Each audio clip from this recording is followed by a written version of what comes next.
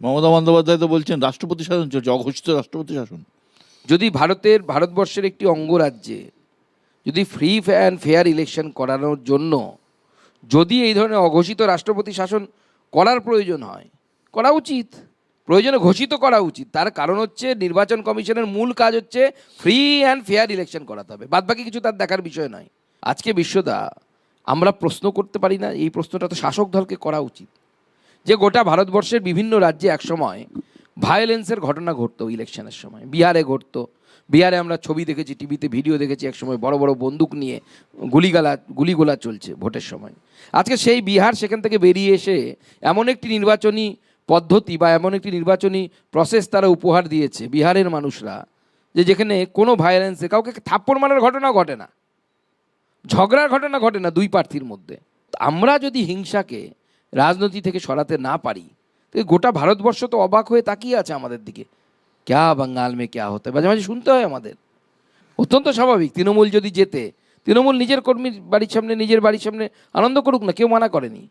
কিন্তু বিজেপির কর্মীর বাড়িতে গিয়ে আক্রমণ করা, তার স্ত্রীর শ্লীলতা হানি করা, আমরা বলতে পারি যে আমরা সেই বাঙালি যে বাঙালি শ্রী চৈতন্যদেব, কাজী নজরুল ইসলাম, রবীন্দ্রনাথ ঠাকুর, নেতাজি সুভাষচন্দ্র বোস, এদের আমরা উত্তরসূরি।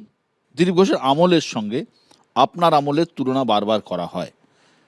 অনেকে বলেন দিলীপ ঘোষ বঙ্গ বিজেপিকে যে স্তরে নিয়ে গেছেন আপনি পারেননি। এই তুলনাটাকে আপনার খারাপ লাগে না? কেমন লাগে? না দেখুন, খারাপ ভালোর কিছু নেই। প্রত্যেকটি জিনিস মনে রাখবেন, সময় বলে একটি শব্দ আছে। সময় হচ্ছে পৃথিবীতে সবথেকে বড় শক্তি। মানে এক সময় নিশ্চয়ই মনে আছে আরামবাগে, এখন যেমন অভিষেক বন্দ্যোপাধ্যায় জিতছেন, এক সময় আরামবাগে অনিল বসু রেকর্ড ভোটে লোকসভা জিততেন, 5 লাখ 7 লাখ 5 লাখ 7 লাখ একই ভোটে। এখন যেমন অভিষেকবাবু জিতছেন, তো এখন অনিল বসুর পার্টিকে খুঁজে পাওয়া যায় না আরামবাগে। তো সময় থাকে রাজনীতিতে। দিলীপ দার সময়টা ওরকম ছিল, ভিড় বাড়ছে, বিজেপি বাড়ছে, অপোজিশনের প্লেস নেই।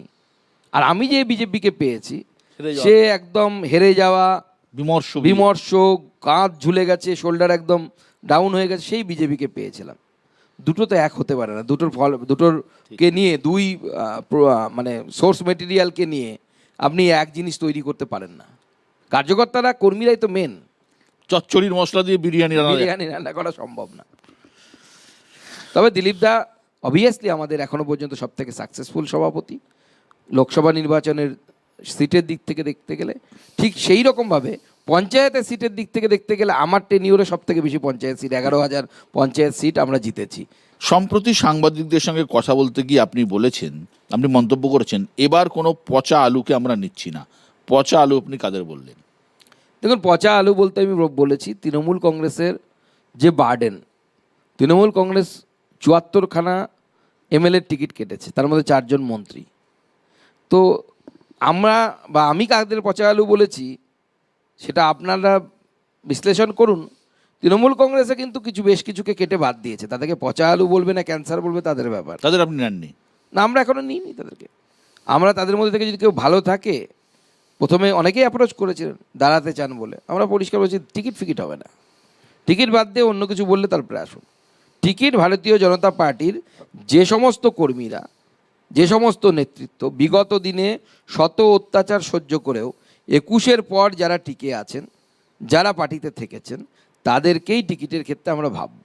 সে রামের জায়গায় শ্যাম হতে পারে, কিন্তু দুজনেই টিকে থাকা ব্যক্তিই হবে। ফিল্মের দুনিয়ার যারা ফিল্ম স্টার, তাদেরও আপনারা এবার দেননি? না, বিজেপিতে অনেক স্টার আছে, আর স্টারের দরকার নেই। এত স্টার, আমরা কি কম স্টার নাকি? কোনো ফিল্ম স্টার লাগবে না। প্রচারে আসতে পারেন আমাদের যারা ফিল্ম স্টার আছে, যারা আমাদের আদর্শের সাথে যুক্ত। আমাদের সুমন ব্যানার্জি, ও বহুদিন থেকে আমাদের পার্টির সাথে যুক্ত, বহু পুরনো আমাদের বিজেপির, একসময় মালদা থেকেও ভোটে দাঁড়িয়েছিলেন, তখন জেতার কথা ছিল না, জেতেনও নি, কিন্তু বহু পুরনো বিজেপির আদর্শগত অভিনেতা। আমাদের রুদ্রনীল আছে, তাকে আমরা দাঁড় করিয়েছি। আর বাদবাকি যা খামতি আছে, আমরা যারা রাজনৈতিক নেতা আছি তারাই পুষিয়ে দেবো। মিঠুনদা আছেন, মিঠুন চক্রবর্তী তো সবার উপরে, উনি তো সুপারস্টার। প্রার্থী তালিকা ঘোষণার পর ক্ষোভ, অসন্তোষ নতুন কিছু নয়, সব দলেই হয়। কিন্তু যে ছবি বিধাননগরে বিজেপি দপ্তরে দেখা গেল, সেটা নজিরবিহীন। কলকাতা থেকে উত্তরবঙ্গ সব জায়গাতেই একই ছবি। কেন? 21-এ আপনাদের নিশ্চয়ই মনে আছে, আমাদের একটি অফিস ছিল ওই হেস্টিংসে।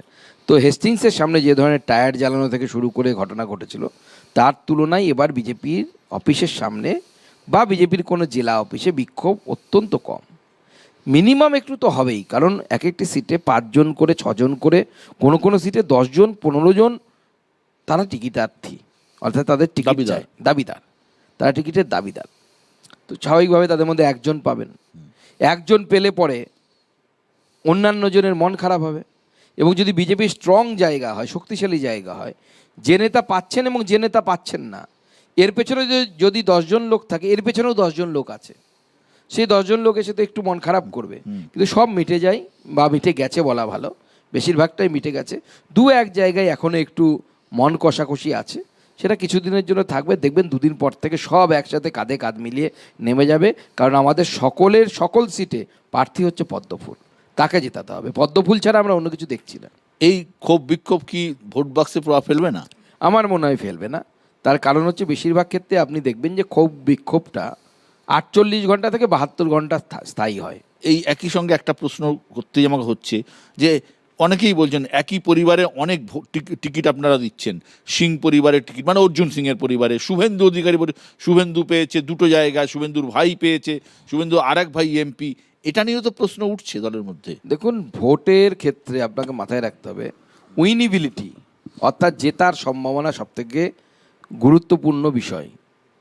যার উইনিবিলিটি থাকবে তাকে আমরা টিকিট দেব। আমাদের অর্জুন সিংকে দরকার ওই সিট জেতার জন্য, সেজন্য অর্জুন সিংকে টিকিট দেওয়া হয়েছে। যে সিটে দিব্যেন্দু অধিকারীকে দেওয়া হয়েছে, সেই সিটে এগরাতে জিততে গেলে দিব্যেন্দু অধিকারীকে দরকার। আর দিব্যেন্দু অধিকারী স্যাক্রিফাইসও করেছে পার্টির জন্য, উনি নিজের এমপি পদ দাঁড়াননি বা পার্টির কাছে দাবিও করেননি যে আমাকে এমপি পদের টিকিট দিন। তো স্বাভাবিকভাবে তাকে তো কম্পেনসেট করতে হয়েছে পার্টিকে। সুকান্ত, রাজ্যে একাধিক ইস্যু রয়েছে। কোনো ইস্যু তৃণমূলের জন্য অস্বস্তিকর, কোনো ইস্যু আবার বিজেপির জন্য অস্বস্তিকর। আপনার কি মনে হয় এবার কোন ইস্যুতে ভোট দেবে বাংলার মানুষ? পশ্চিমবঙ্গ কি এইভাবেই থাকবে নাকি পশ্চিম বাংলাদেশে রূপান্তরিত হবে? এ ইস্যু একটি বিরাট বড় ইস্যু, অনুপ্রবেশ। কারণ এর সাথে অনুপ্রবেশ নামক ইস্যুটি অত্যন্ত জড়িত। এই সরকার যদি থাকে, অনুপ্রবেশের মাধ্যমে এই সরকার আগামী দিনের ডেমোগ্রাফি, বাংলার ডেমোগ্রাফি পরিবর্তন করবে এবং বাংলায় বাঙালি হিন্দুর থাকার আর কোনো জায়গা থাকবে না। আর আমার বিশ্বাস বাঙালি হিন্দুরা তাদের এই অন্তিম বাসস্থান, কারণ এরপরে আর আমাদের হাতে কিছু নেই।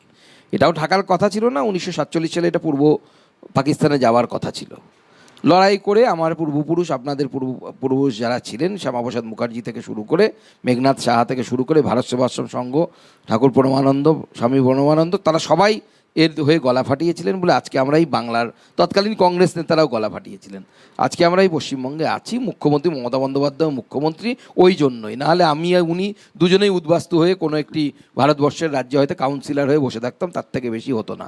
হয় পিলিভিটে, না হয় আন্দামানে, এই দুটো জায়গায় কোনো জায়গায় হয়তো কাউন্সিলর হতাম, আমিও কাউন্সিলর হতাম, মমতা ব্যানার্জিও কাউন্সিলর হতেন। যতই উনি অগ্নিকন্যা আর যেই কন্যাই হন না কেন, ফিরাদ হাকিম টাকিম তো চান্সই পেতেন না কোথাও, কোনো অভিষেকেরই কী হতো ভগবান জানে। তো স্বাভাবিকভাবে আজকে এই বঙ্গভূমিকে রক্ষা করার জন্য লড়াই লড়ছে বিজেপি, এবং আমার বিশ্বাস বাঙালি হিন্দুরা সেই লড়াইয়ে একসাথে আছে এবং থাকবে। বাংলাদেশে হিন্দুদের উপর অত্যাচারের ঘটনা তো আপনারা ইস্যু করেছেন, আপনি তো বারবার বিভিন্ন জায়গায় দীপু দাসের কথা বলছেন।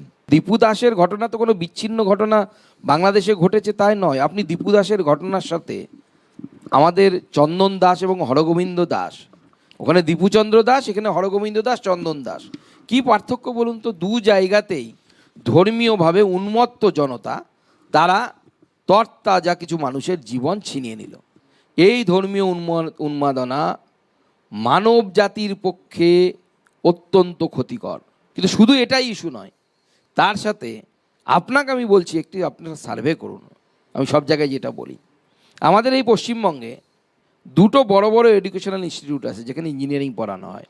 একটি হচ্ছে যাদবপুর ইঞ্জিনিয়ারিং কলেজ বা যাদবপুর ইউনিভার্সিটি, আরেকটি হচ্ছে শিবপুর, যেটাকে আমরা বেসু নামে চিনতাম, এখন IIEST শিবপুর হয়েছে।